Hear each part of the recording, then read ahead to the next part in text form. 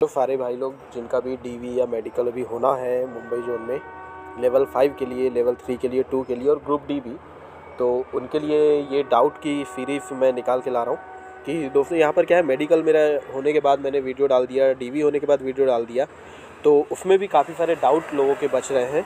तो मैं कमेंट में से ही वो डाउट ले रहा हूँ और 2-4 जेन्युइन डाउट जो मुझे कॉल पर या टेलीग्राम पर मिले थे उन पर भी मैं बात कर लूँगा।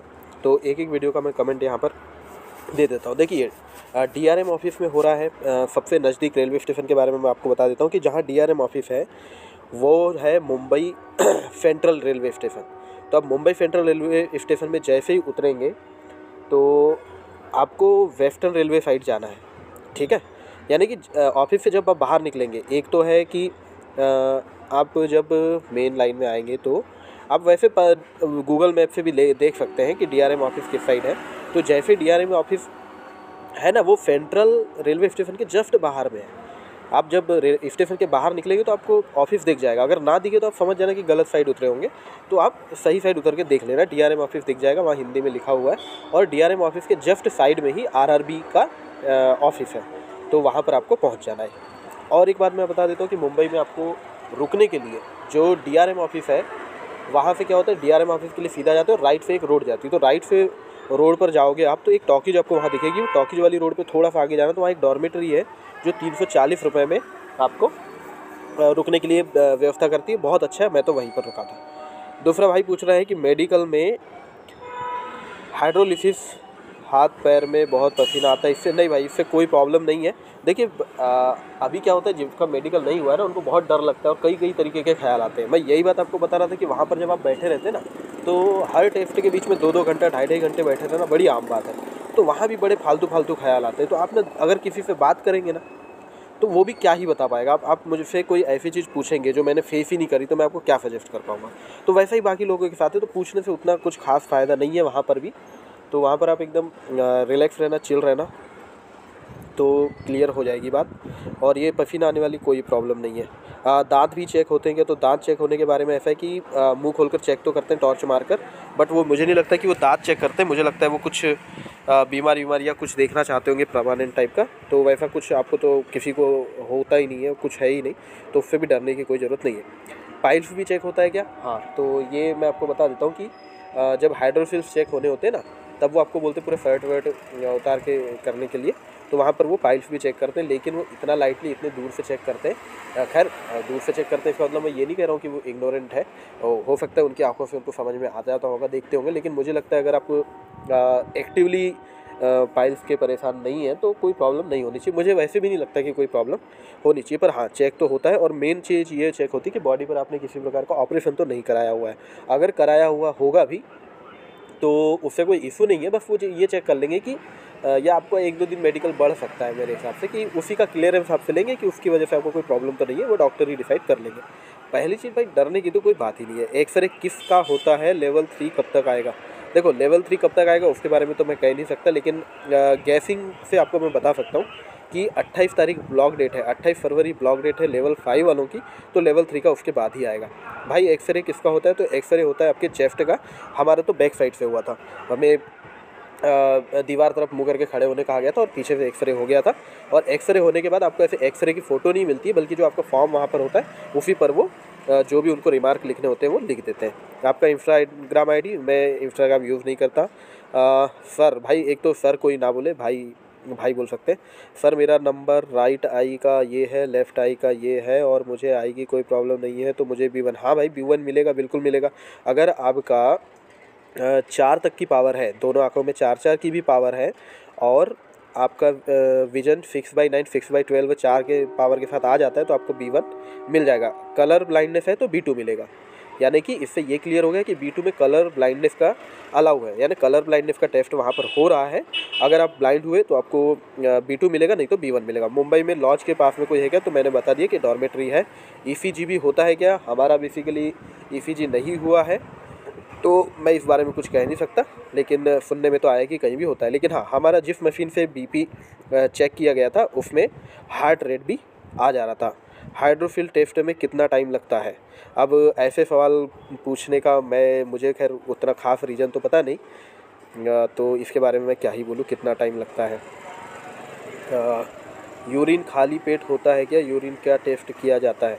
देखो क्या टेस्ट करते हैं वो तो मैं नहीं समझ पाया, लेकिन हाँ खाली पेट का ऐसा है कि उन्होंने बोला तो कुछ नहीं था, पर हम सब खाली पेट ही थे क्योंकि हमने सुन रखा था। तो आप भी खाली पेट ही जाए और सुबह से 1-2 बार करे हुए रहें आप, और जब टेस्ट के लिए जाएँ तो थर्ड सेकंड फोर्थ यूरिन रहेगी तो मुझे लगता है कि काफ़ी अच्छा रहेगा। भाई पाइल्स के बारे में बताओ, चेक करते हैं क्या, कैसे किया आपके हॉस्पिटल में? तो भाई वो देखते बस हैं, नॉर्मली दूर खड़े होकर ही देखते हैं, आपको झुकने के लिए बोलते हैं और देख लेते हैं बस।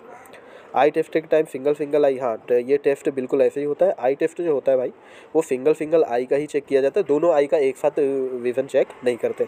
नेकेड आई पहले चेक कर लेते हैं और बाद में वो देखो यहाँ पर मैं डिटेल में हर चीज़ नहीं बता रहा हूँ क्योंकि एक ऑलरेडी वीडियो मैंने बनाया हुआ है तो आप उसको देख लेना।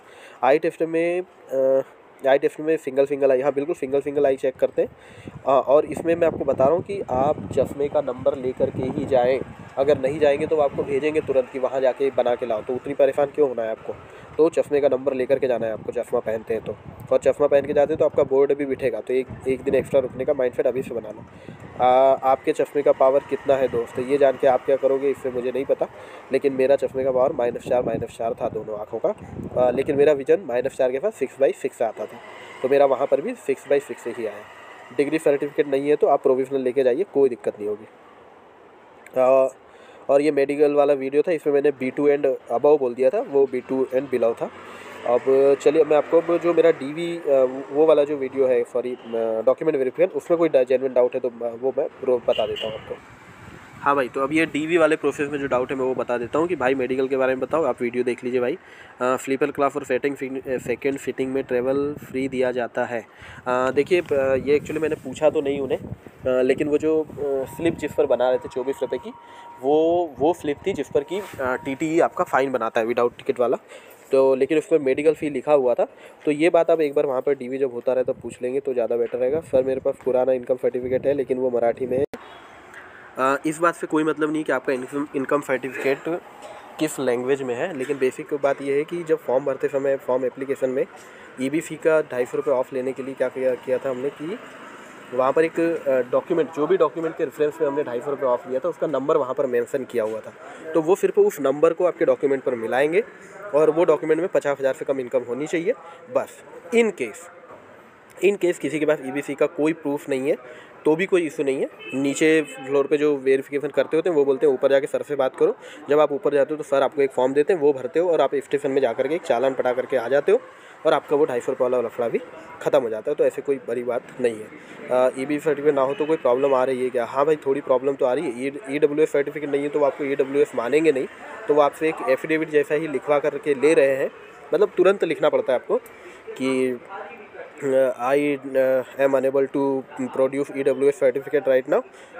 I will do it before 27th या 28th of February 2023। और अगर मैं वो नहीं कर पाया तो I should be considered in general category. तो ये बात है, अगर आप जनरल की कट ऑफ क्लियर करते हैं तो आपको कोई दिक्कत नहीं है, लेकिन अगर आपने सिर्फ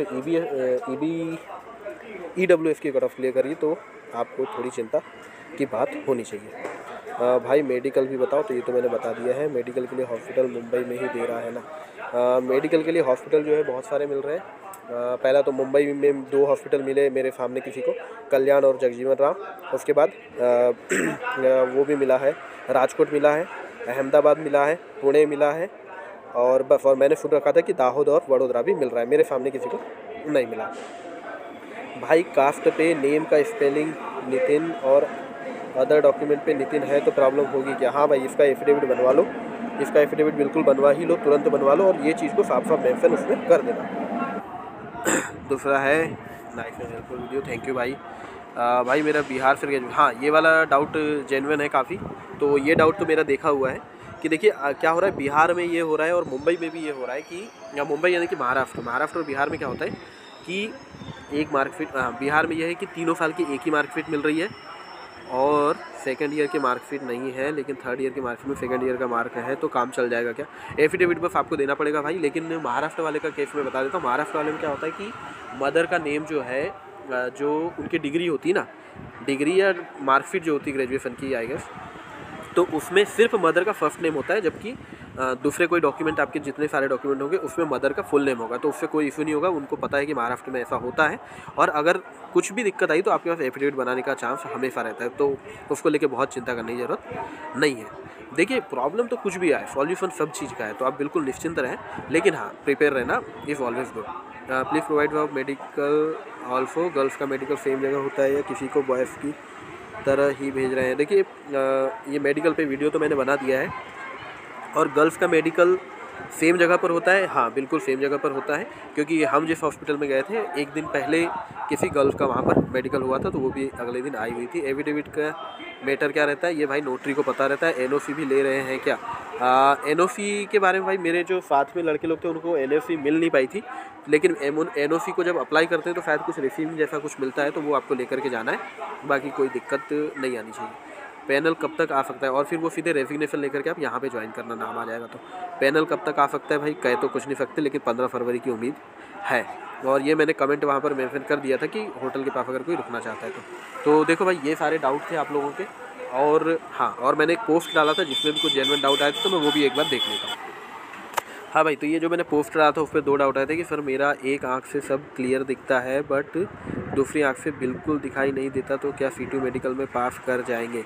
भाई, इसके बारे में मैं आपको ये बताना चाहूँगा कि बहुत डिटेल में मुझे नहीं पता, लेकिन हाँ, C2 मेडिकल का ये नियम है कि आपकी एक आँख से दिखना चाहिए, और आप प्लीज़ वो नोटिफिकेशन में ही पढ़ लेना, लेकिन C2 मेडिकल तो आराम से आपको मिल ही जाएगा, उसको लेके बिल्कुल भी चिंता मत करें। एक आँख से सब क्लियर दिखता है मतलब आपको C2 मिल जाएगा। और सेकेंड आई का करेक्शन पॉइंट क्या है, वो अगर चश्मा पहनते हैं आप तो उसका नंबर प्लीज़ लेकर के जाना। EBC कौन का बनवाना है, फादर मदर का या स्टूडेंट का? भाई, ये फादर का ही बनेगा, क्योंकि आपकी खुद की तो इंडिविजुअल इनकम कोई होगी नहीं। तो EBC कौन सा बनवाना है भाई? EBC पूछ रहे हैं अगर आप, तो EBC तो आप बनवा ही नहीं सकते ना। EBC आप कैसे बनवाएंगे? 2019 में आपने फॉर्म भरा था तब का EBC चाहिए, नया EBC कोई मायने नहीं है। 2022 का EBC 21 का कोई मतलब नहीं है। 2019 में जब फॉर्म भरा था उसके टाइम आपने जो डॉक्यूमेंट का नंबर डाला था वो ही चाहिए। अगर आप लेटेस्ट दिखाएंगे तो वो नंबर तो मैच हो नहीं पाएगा, तो आपको वो EBC का 250 रुपये का फ़ाइन भरना पड़ेगा। तो आप वो वाली प्रोसेस कर लेना, कोई दिक्कत की बात नहीं है।